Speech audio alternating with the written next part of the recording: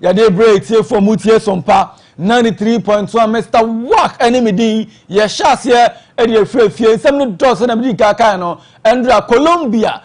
Germany ho adwuma 2-1 na nyasam ketu akra go ne ba na ni gie okrobo no na no de Colombia ho nyasam ketu akra de na fa sawi ni wenso de break Colombia ni na no e de se ewie fisem no na amansam no sabato aso enso e de amamo ye shase de efie ni ye shase e de fi Ghana Blasters aso ye sana me catch order dan se Ghana for no yakopiem e obi man so ye bo 2026 for World Cup enye agudie kra na game no emu adin Ghana about first game we ni about second about draw ya he ni Croatia game na bi se Ghana lose kra se na bi e be hia Colombia mo nya sa e wini a ye ko hia Portugal ni ade ani na nsam no ha ye de won seven so banandra okopiem awo USA na nya sam ketu andra Blaster for so mate pam na se Ghana paying phone na ana amoso mo kwa Ghana for team kwa no say na net here Sports and Recreation Minister Honorable Kofi Idi Adams no kan Foreign Affairs Minister Honorable Samuel Okudeto Ablakwa no so kan ho Sansuna Ambassador to Ghana and as USA Honorable Vincent Emmanuel Smith no so kan ho and a businessman and a philanthropist Ibrahim Mahama no so kan ho mu na kwasra Ghana for na mo se de mabekoye and so de amamo na Honorable Samuel Okudeto Ablakwa kasa no ana ocheche mu se de ntie mo ba ho abesra Ghana for ni na ne so mayira mo no mabo modern se na bia Ghana for ni baje and so de amamo na de ni gie kra ne se coach of the Carlos Cruz e ka so mu 3 lions Ghana for and so 33,000 lions na no chance Ghana for eager so mo ni je na England and so when say Samuel Okudeto Ablakwa on the visit no. Let me also convey my deepest admiration for all of you, the gallant Black Stars who do all the hard work on the field, and of course the officials led by our famous coach Carlos Queiroz, who I have great pride in that he is the coach of the Black Stars. We couldn't have asked for any better coach than we are very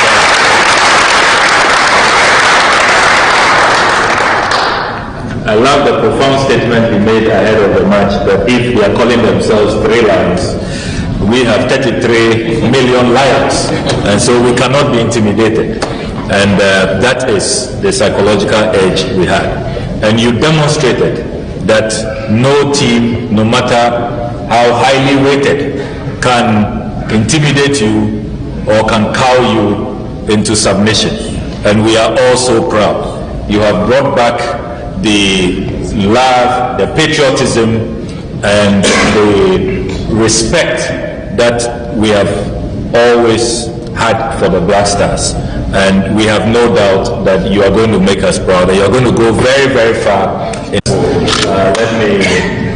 also convey. Etiano Samuel Okudeto Ablakwa na bo na etene kan na ochechiem se coach no oya ndiamo omobo na baso pa onye no ho na ontimi anya mo so informa Ghana Blasters na Honorable Kofi Idi Adams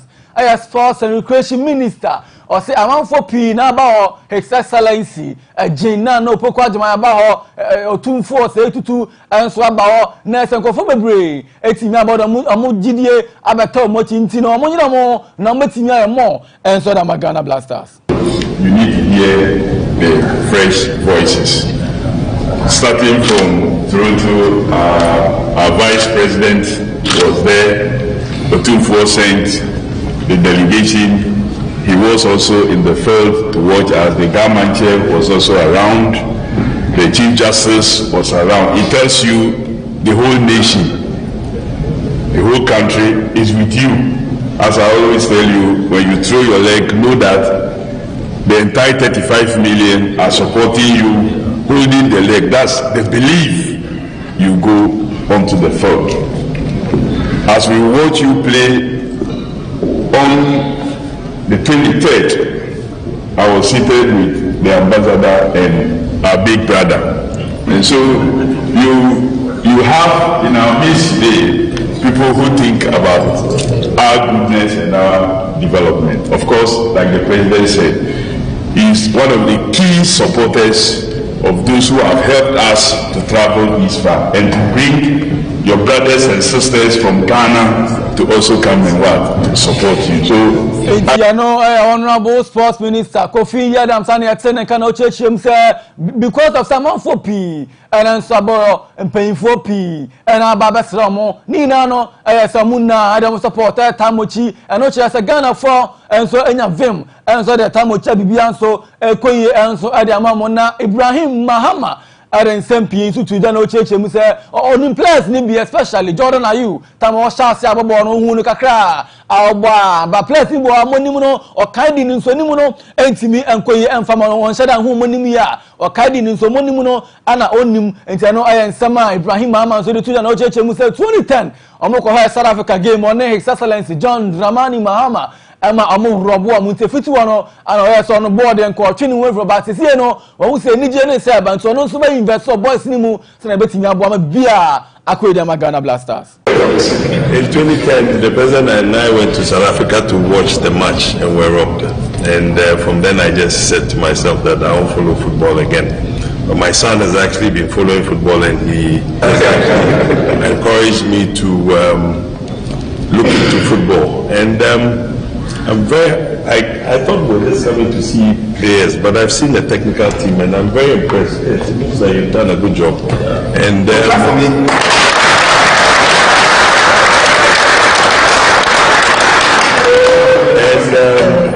with Jordan here, as a young boy I saw starting football from my mother's house. I'm so also proud that he's actually grown up to be the captain of the Black Stars, where he would also mentor other young men. Most of the young men, I don't even know their names and their faces. I just hear the names and I can't put their face together. And I've heard the name Semenyo. I say, where is Semenyo from? Where is Semenyo from? And coming to see this team, it just reminds me of Agogo and how they came up and how they made us proud. So listen, you guys, I'm going to follow your journey, and I'm going to also make sure that I invest in you, because not you alone, the technical team, you've done very well, and let's find many more Ghanaians who have untold. In 2010, the president and I went to Ibrahim Mahama Ana Yatsene Kana Kocha, Yafane Carlos Kiros, and so Adasim Painfuase. So Amoda Munim Diabeta, Boys Nechi, and the technical staff in nature Damasi. So Maba, Amon Red Bibia, and Mabwa Boys, and Timenjamuna games, Akadam Monimono, Omotimi, improve more. I tried to be brief and to address, first of all, our gratitude for your support, for being here. And sometimes the word thank you, we use it so many times in so many different circumstances that start to lose the really meaning of saying thank you very much for your support. It is really from our hearts and our soul that we say thank you for coming here, because when we feel that you happy, the people happy, we feel proud, because it is because we have a great reward about our sacrifices and our commitment to the team. So thank you very much for coming here, and we take it not as a compliment, but as a gesture of more responsibility for us to do better and better. I try to be brief. You know, I have Blasters coach of Carlos Kiros and Yatsene and cannot also know targeter or no as a coach, you know, what fight your money. The second thing, you know, in our lives, coaches, sometimes we are the target, especially national team coaches. I learned that it is a man with the country or without the country, against the country, without the country. That's our job. That's why we are the coaches. And you sent in my name some compliments. Without this beautiful stuff, that was not possible. You know, coach of Carlos Kiros, and Yatsene and Mama Thomas Taipate, and run on the MVP, no, and so area man, sponsored by Jack, by Titan Moto. Some more, and LED, sir, the man of the match, you know, enso e koma Thomas Partey Ghana against England no omo we ma na mo Thomas Partey ana ade ne fata na mo dia koma na ndo na pa enso Blasters camp wa ya di bi enso ma mo na Karim Zito Abdul Karim Zito former coach Adama Krobia Kumasi asane coach for Ashanti Gold 04 ana edin komo say Ghana and England game no dey game no dey kwai no dey on say boys ni tie coach ne pa and information dem mo bibia timi koyie enso dem Ghana one lead inside this game. So based on what the coach need was the plan, and then when you watch the way we played, we were very, very tactical in the discipline. So I'm okay with the game because drawing with England is not a joke. So I'm okay with the result. What do I need inside? Coach Karim Zito and Atene cannot trust us and then one was Ghana you better top table no this World Cup. Before this game on paper, everybody rules out. But you know, football as it is, nobody can tell me you lose everything about football. So at the end of the day, football did its work, and then the boys were, as I said from the beginning, they were tactically disciplined. So this will give it the morale to fight and then qualify, even if not to top their group. I will never be surprised if Ghana is able to top them. No. You know, Abdul Karim Zito, coach for Ashanti Gold 04 on church Musa. No one say Ghana back top group now. Jansu World Cup 2026. And also so na Ghana for me can show say touch it down. Our Philadelphia. You have said Nyampo China Ghana. And so ni Croatia game no. You have the so any game get to Ghana up against Croatia. And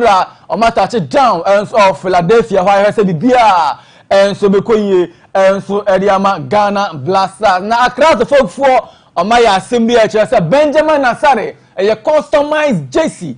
muso mu hu mu ton bia emajibi share legacy version e to ba na bajibi no aton kama pa 170 Ghana cedis it was a business as to focus so area fa ho and so edidi Benjamin Nasare ha bia so ekoye and so Ediama mo na krobia kuma say asane kworo komenya ntie say broni wo coach pa and ever take you over ntini na 9:30 ba ya the same more details no and so ebebam by now dear and I say for now dear the new foreign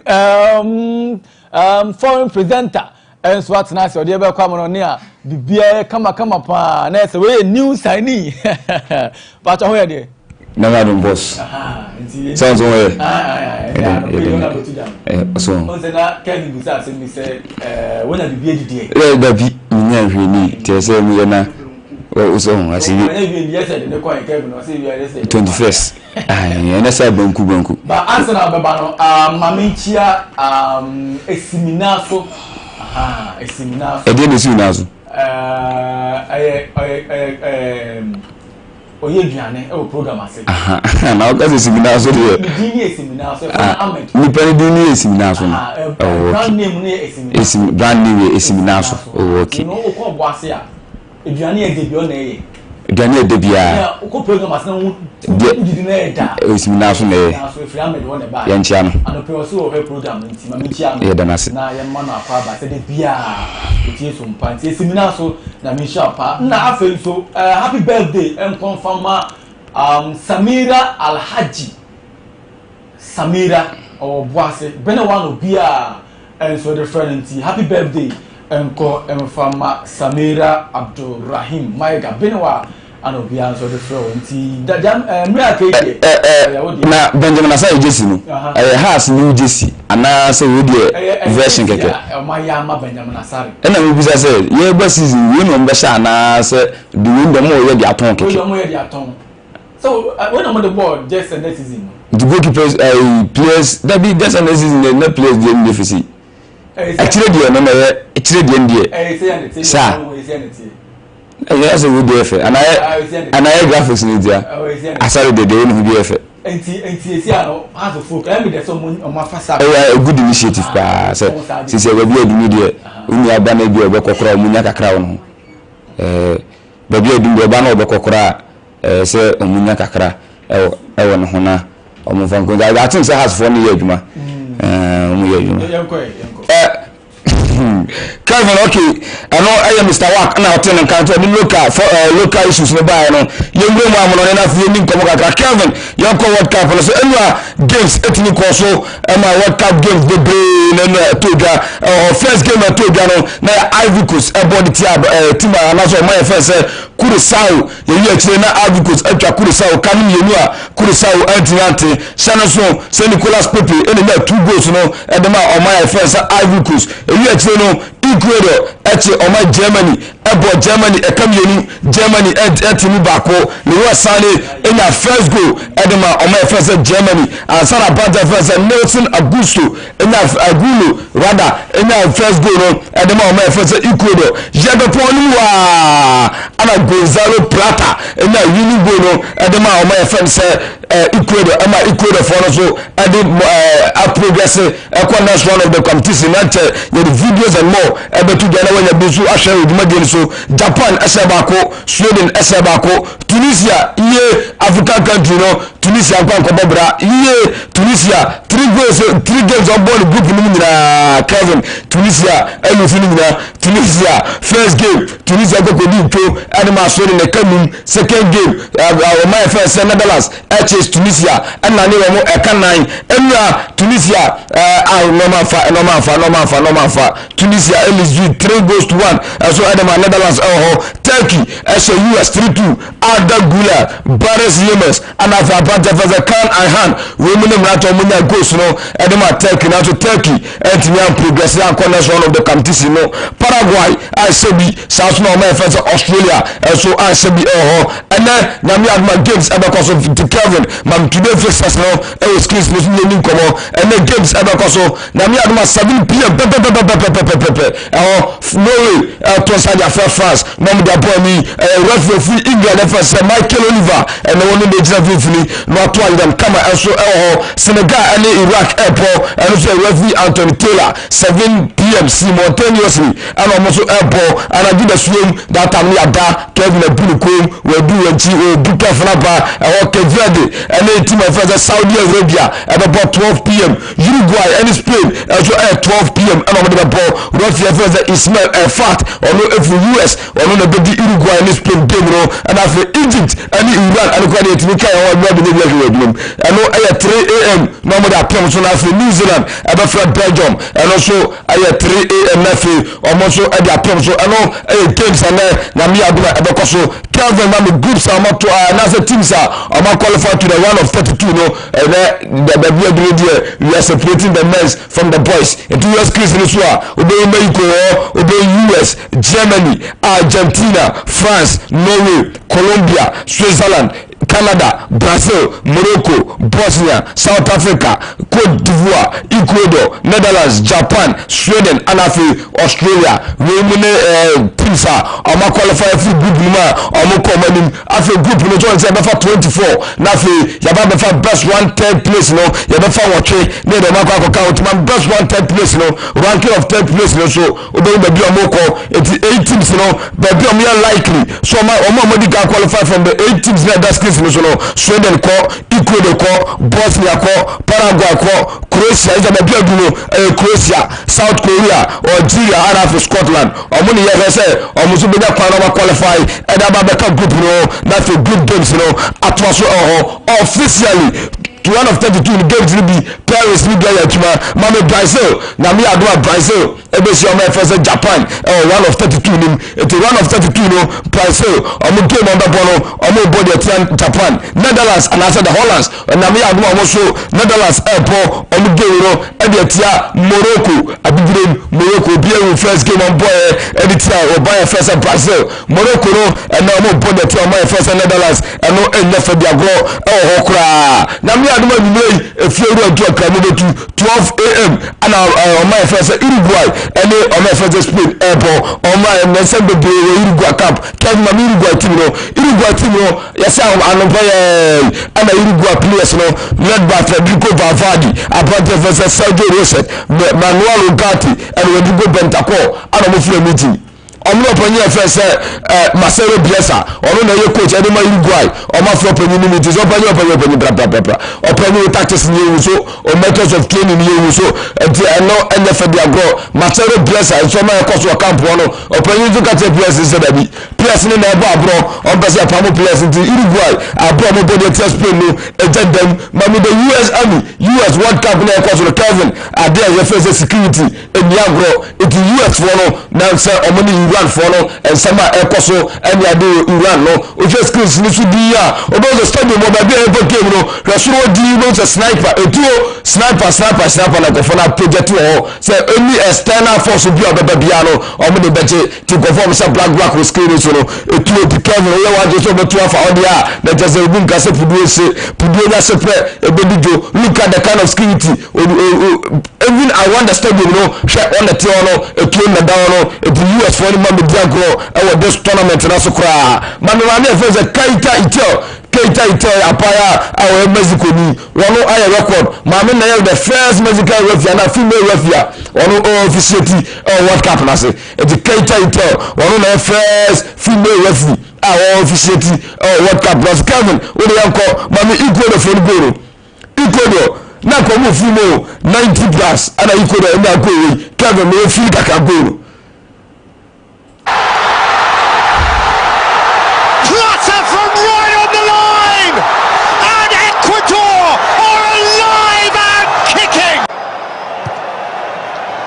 Vite plays it in, Rodriguez, and he's touched in! Plata from right on the line! This is how I show the screens this week, and I did Ecuador have qualified. Gonzalo Plata, that go and the man my Ecuador against Germany, I don't know the Ecuador are qualified. Mami Ecuador coach Efesa Sebastian Bekacheti, Abraham Goli Tomuna, Ecuador coach, and then the fans, jubilations, Mami. Coach, Sebastian Bekacheti in the fans and Abraham Ecuador Ecuador qualified.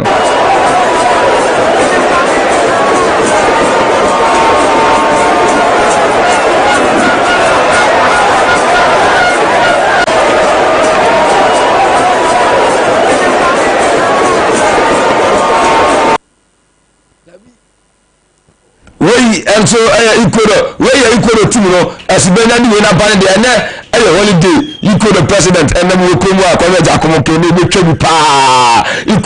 and then holiday the Ecuador on my Ghana England board qualify Naka President Mahama Sene Obian Kojuma and Obiama Naka Kwame general manager and Nadia Obian Ghana England about draw Ecuador qualify and Yana holiday way and Namepeno way a coach in a black goal to Kevin with Filikaka. What he is feeling. Bekasese has pulled down, but they were not going out. Angulo lashed them level, and then in the second half, from right on the line, Plata rippled the net, and in June talent. Oh, my word. Perhaps the moment. Ecuador coach Sebastian Bekacheti Abraham Goli Tomuna no team the Kakuku Gunahuri and was he fans him and the Mama Moises Caicedo Ecuador but one poster boy team him and one supporters Moises Caicedo Abraham Ecuador win no.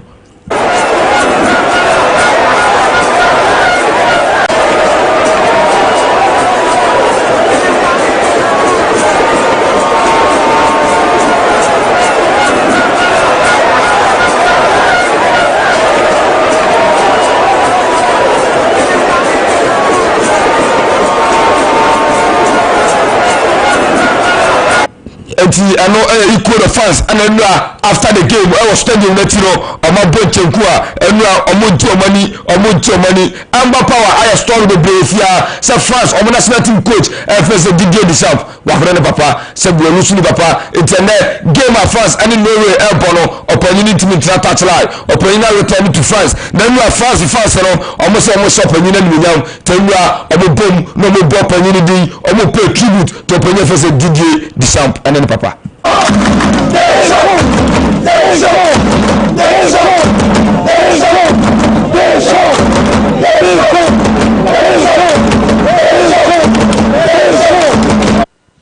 ano French mo fans no ana mo ball good disturb mama oponye verse na nakwaku binsam asama ba Cristiano Ronaldo fans ati asem de oponye ne se ono ara titi na UK ama UK no dimense na me aduma UK na botia Panama obese enura oponye ba bonten e da ba batu dia se World Cup player be obi achi ni mutan Cristiano Ronaldo dia Portugal na World Cup etinana after the next prediction e da ba se World Cup player bono ko be jakui o kaso wan kaso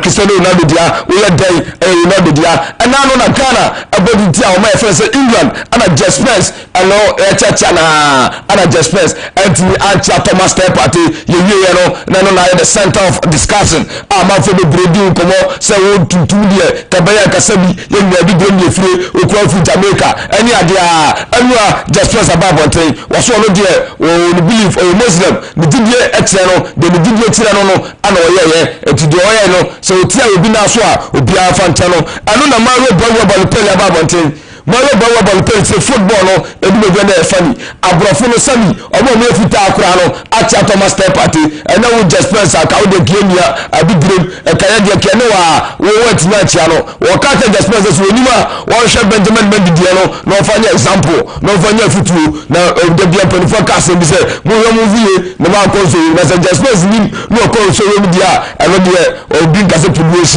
esia ebedido mame Andrew Onana opani yako okacha Manchester United for okolo no kwa ko perform no dia ba United for so share enene ya dia ba za transfer for no dino o my permanent enti Andrew Onana kuwakra okoye no Manchester United party kwa meja ko sign mabiem mama opani for say Kylian Mbappe lotin ene Jose Mourinho aba Real for ne ka Vinicius Mbappe just say eba say opani for Jose Mourinho the training methods the style away nyina no say you build the team around Kylian Mbappe lotin etimado for na moka and Mbappe na ekes Mbappe na bae and mutumi the trophy ni adono team no Mbappe and the man no anajuni Manchester City and the team for Nottingham Forest are with agreement in principle for player for Elliot Anderson mama Elliot Anderson screens so Kraba say Sikano aya 130 million pounds with by euros British record fee 151 million euros Elliot Anderson Manchester City finally Omanyani Nottingham Forest are with agreement on Elliot Anderson Malo Gusto Chelsea at Manchester City a lot of club Malo Gusto Chelsea say a bono 75 million euros because we are marketing as well Obiafa the player no diaba Obiafa the player no diaba another and Real Madrid ekatire komo said baby agino oma activate the buyback clause for Nico Abrante for Nico pass 9 million euros Real Madrid for nafa Abrante is one tina Madrid because of the playing time Real Madrid akatire komo for some play Nico pass there 16 million euros for komo but any komo na ba Inter other clubs na ba there 70 million euros Elifika Real for no demande e free Abrante for say Nico pass esenim ansa no mo job panyi kwai say Nico pass etimi ko na okonko to so informative for mama Kukuyera na nwa oko press conference and as a trophy bisano say Mark yakai yesa Atletico Madrid Barcelona for ya contact na then na to shoot Real Madrid we say Barca for friend da obo kan watini from him said ye kika Barca friend no Barca friend say Barca friend no